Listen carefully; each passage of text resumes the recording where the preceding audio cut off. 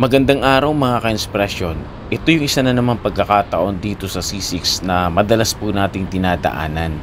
So makikita po ninyo talaga namang napakaluwag ng kalsada at yun, medyo may pailan-ilan ng sasakyan. Kaya naman talagang tiray natin yung bilis o yung atin pong pagdadrive na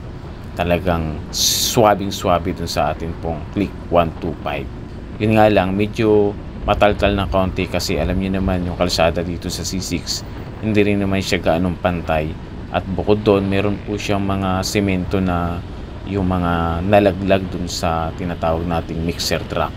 kaya medyo may mga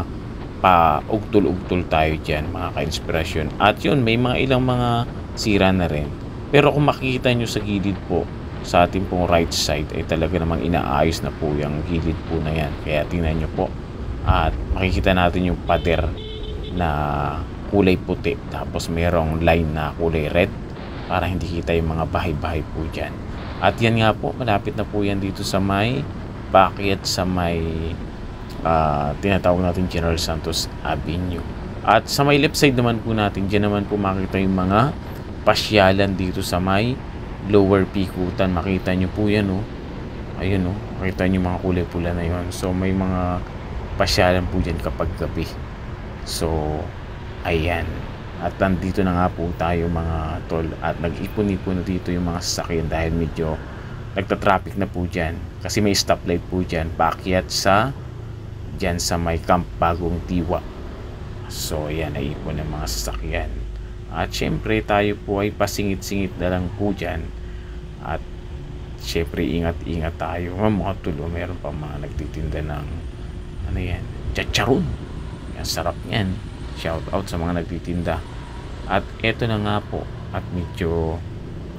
ayan yung binabanggit ko yan mga buha-buhangin din sa gilid